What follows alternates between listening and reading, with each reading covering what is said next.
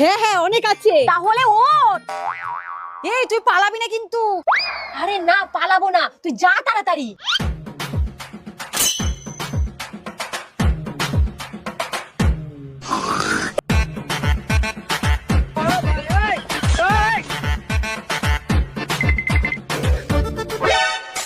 এই কে রে ওইখানে? কেউ না মাসিমা। ও আচ্ছা।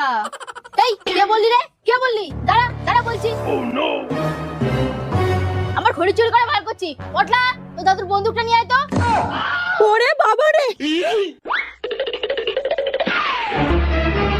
নিয়ে ধর। একবার যদি এখান থেকে বেঁচে ফিরতে পারি না, তাহলে তোর বাঁচার সম্ভাবনা কমিয়ে দেবো।